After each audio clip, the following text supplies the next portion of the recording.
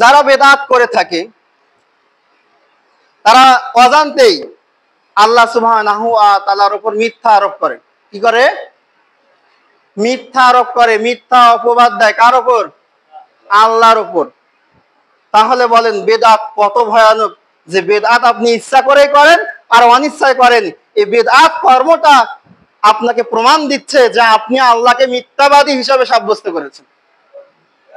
আপনি আল্লাহকে কি সাব্যস্ত করেছেন?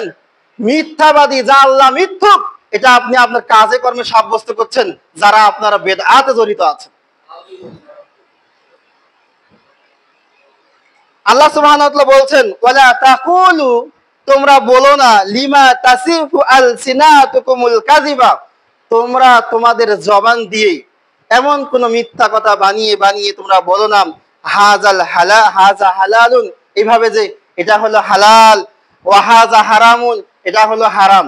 আসলে এটা হারাম, এটা কি হালাল, অথচ মানুষ জানে না, না জানিয়ে বলতেছে এটা হালাল, এটা কি, অথচ আসলে এটা কি হারাম। হারামকে কি বলতেছে? হালাল, আর হালালকে হারাম বলতেছে। আল্লাহ কোরআনে নীতি দিয়েছেন যে এটা হালাল এটা হারাম, তাহলে সে আল্লাহর নীতিকে মিথ্যা প্রমাণ করলো কি করলো না? করলো।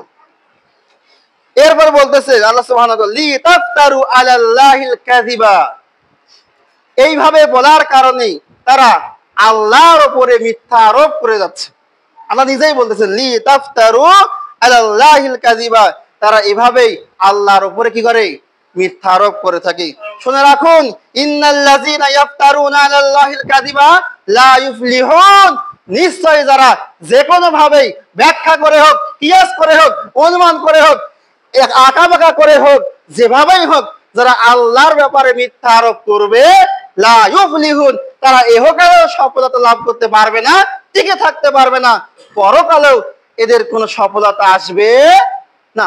আল্লাহ নিজে বলছেন, লা ইউফলিহুন, তাদের কোনো সফলতা নেই, না ইহকালে না পরকালে, তাদের টুটিবাজিই থাকবে, ইহকালেও থাকবে, পরকালেও থাকতে পারে। আল্লাহ অনেক জায়গায় বলছেন যে যারা বাটপার, এরা পরকালেও বাটপারি করার চেষ্টা করে। আজকে আপনি খারাপ বন্ধুর সঙ্গে আড্ডা মারছেন, এই খারাপ বন্ধু আপনাকে বলবে, ইয়া আল্লাহ, এই বিড়ি খাওয়ার কারণে আপনি আমাকে জাহান্নামে দিতে চাচ্ছেন। এই যে এই আমার বন্ধু হয়, আমরা কিন্তু দুজনে একসাথে বিড়ি খেয়েছি, গাছের তলায়, বাঁশের তলায়, বিভিন্ন পুলে, বিভিন্ন জায়গায়, বাসবাড়িতে, টয়লেট বাড়িতে, বিভিন্ন জায়গায় আমরা একসঙ্গে বসে বিড়ি খেয়েছি, তা আমি যদি জাহান্নামে যাই, ওকে দিতে হবে। এভাবে বলবি, আল্লাহ কোরআনে উল্লেখ করেছে। এই কারণে আল্লাহ কোরআনে যখন বলছেন যে মুত্তাকি, পরহেজগার ছাড়া কাউকে বন্ধু রূপে গ্রহণ করে না। সে হতে পারে দুনিয়াতে তোমার জন্য ভালো সুফি, একে তোমার জান দিতে পারে, পরকালে কিন্তু দিবে না, কারণ দুনিয়াতে বোঝে নাই তাই জান দিয়েছে, আবেগের ঠেলায়। পরকালে আর আবেগ কাজ করবে না, পরকালে বিবেক কাজ করবে। দুনিয়াকে আবেগের ঠেলায় এক বন্ধু আরেক বন্ধুর সঙ্গে একসঙ্গে বিড়ি সিগারেট খাচ্ছেন, কিন্তু পরকালে বিবেক যখন খুলে যাবে, তখন ওই এক বন্ধু আরেক বন্ধুকে সাক্ষী দেবে যে ওকে জান্নাতে দিবেন কেন, আমাকে জাহান্নামে দিবেন কেন, আমি যদি এই পাপের কারণে জাহান্নামে যাই, ও তো আমার সাথে এই পাপে জড়িত আছে, তাহলে ওকেও জাহান্নামে দিতে হবে। অতএব সাবধান হয়ে যান। এই আয়াতের ব্যাখ্যায় আবার ইবনে কাসির রাহিমাহুল্লাহ তিনি বলছেন, ওয়ায়াদখুলু ফি হাযা কুল্লি মান ইবতাদা বিদআতান, এই আয়াতের মধ্যে ওই প্রত্যেক ব্যক্তি, ওই প্রত্যেক গ্র্যান্ড মুফতি, ইমাম, মুসল্লি, মুয়াজ্জিন সবাই অন্তর্ভুক্ত হবে, মান ইবতাদা বিদআতান, যে নিত্য নতুন ইবাদত, কর্ম, কাজ ইসলামের নামে চালু করেছে, তারা প্রত্যেকেই এই আয়াতের অন্তর্ভুক্ত হবে।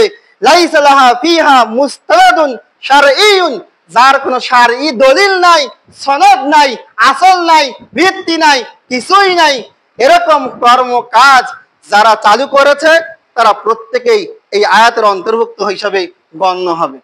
আজ থেকে 700-800 বছর আগে এই ইমাম এই কথা তাফসীরে ইবনে কাসিরে লিখে গেছে, যে তাফসীরে ইবনে কাসির সকলের কাছে গ্রহণযোগ্য। এই ইমাম এই কথা বলে গেছে, যারা বিদআত করে, বিদআতকে সৃষ্টি করে, তারা ইচ্ছাই হোক আর অনিচ্ছাই হোক, তারা আল্লাহকে মিথ্যাবাদী হিসাবে সাব্যস্ত করে। নাউজুবিল্লাহ। তো আপনার কাছে ভালো লাগতে পারে বিদআত, কিন্তু কোরআন সুন্নাহ ইসলামের কাছে এটা ভালো নয়, এটা শয়তানের কাছে ভালো। কারণ শয়তান যদি জাহান্নামে যাবে, তাই সে মানুষকে কিছু কাজ ভালো ভালো করে দেখিয়ে বলে এটা হলো ভালো কাজ, ইসলামের কাজ করো। তা যুগ যুগ থেকে প্রমাণিত আছে। এই মূর্তি পূজা কিন্তু আগে ছিল না। এই শয়তানে কিন্তু ভালো ভালো পরহেজগার নেককার বান্দাদের মূর্তিগুলো তৈরি করতে বলছে। বলছে কি জানেন, প্রথমে যে এগুলো সামনে, এগুলো একটু রাখো সাইডে বা সামনে বা কোন দিকে রাখো, এগুলো দেখলে মনে হবে যে এ তো ভালো ব্যক্তি ছিল, তার দেখা দেখি তোমারও অনুগ্রহ জাগবে, তুমিও ভালো কাজ করবে। প্রথমে এই যুক্তি দিয়ে মূর্তিগুলো তৈরি করিয়েছে। এরপরে যখন তাদের যুগ চলে গেল, মূর্তি কিন্তু আছে, যাদেরকে বলছে যে এরা ভালো লোক, এদের দেখে দেখে ইবাদত করো, তারা যখন তাদের যুগ যখন সকলে চলে গেল, সবাই ভুলে গেল যে এরা এরা কেমন লোক, তখন এর পরের যুগে শয়তান বলা শুরু করলো যে এরা হলো ওই সকল, এগুলো হলো ওই সকল মূর্তি, ওই সকল মাবুদ যাদের ইবাদত তোমাদের বাপদাদারা করতো, অতএব তোমরা এদের ইবাদত করো। এই শুরু হয়ে গেল। ভালো কাজের পরিণাম কখনো ভালো হয় না যদি সেটা ইসলাম ভালো না বলে